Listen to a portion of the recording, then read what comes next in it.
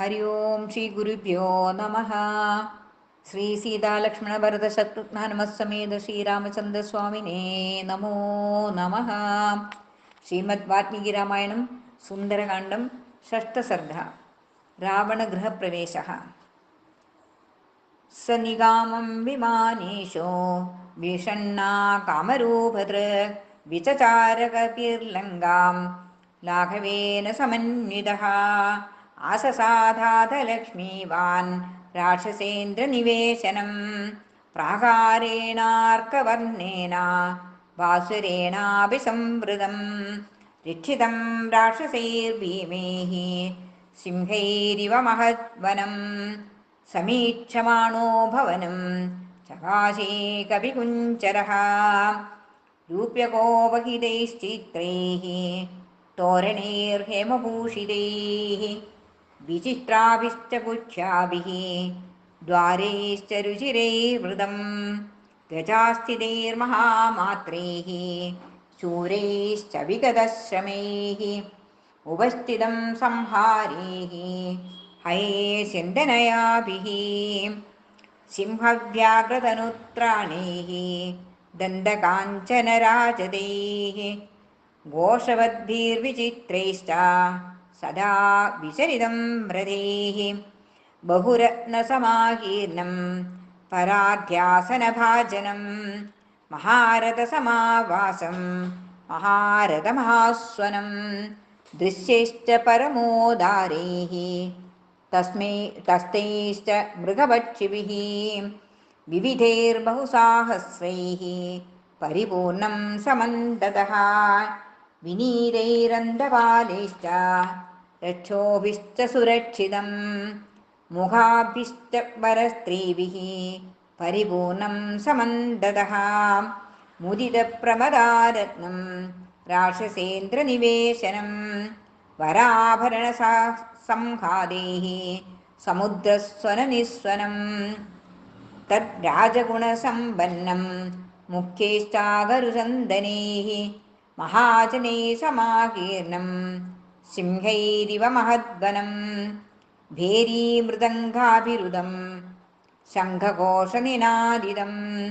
नित्यार्चितं पर्वहुदं पूजितं राक्षसैः सदा समुद्रमिव गम्भीरं समुद्रमिव निस्वनं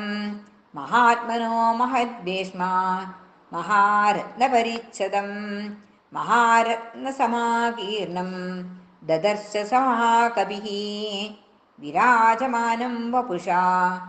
गजाश्वरथसङ्कुलं लङ्काभरणमित्येव सोमन्यदमहाकविः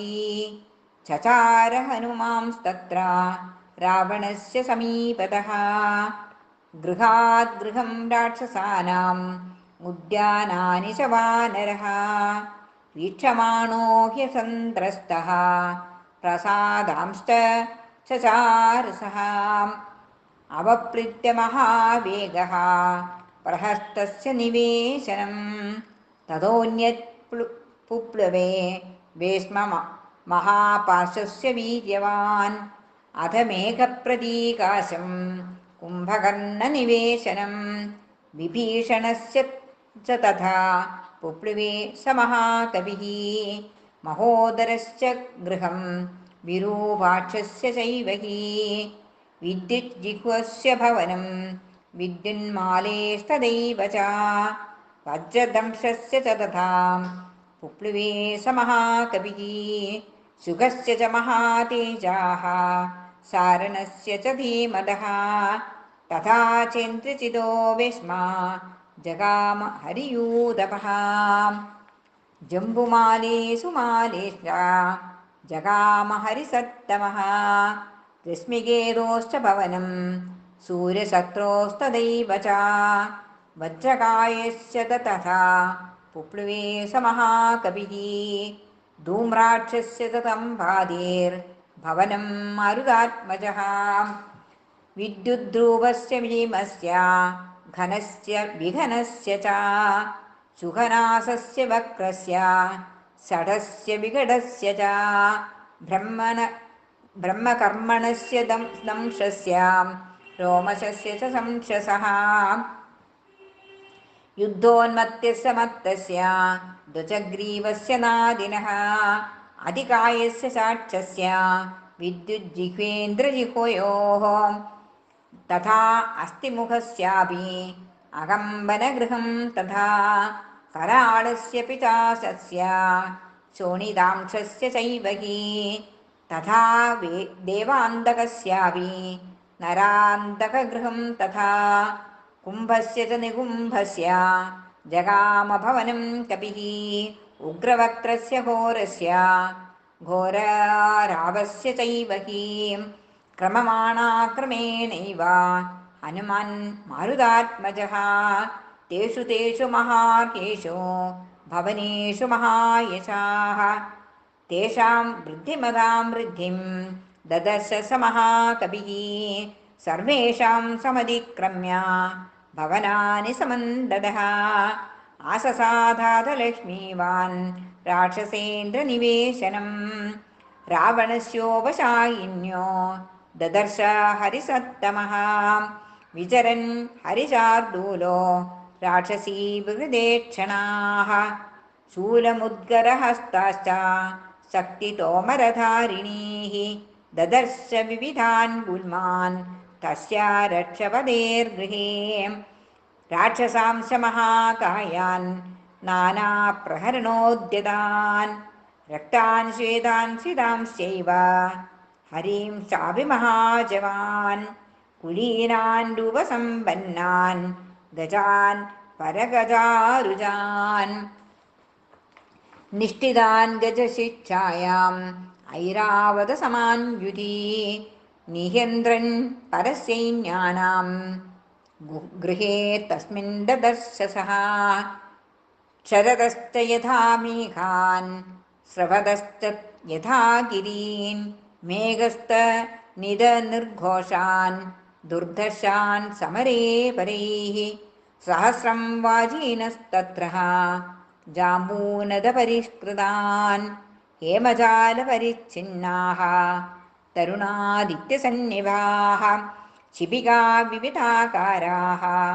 स कविर्मारुतात्मजः लतागृहाणि चित्राणि चित्रशालागृहाणि च क्रीडागृहाणि चान्यान्यानि दारो पर्वतगानवी कामस्य गृहगं रम्यं दिवागृहगमेव च ददर्श राक्षसेन्द्रस्य रावणस्य निवेशने समन्तरगिरिप्रख्यं मयूरस्थानसङ्कुलं ध्वजैष्टिभिराकीर्णं ददर्श भवनोत्तमम्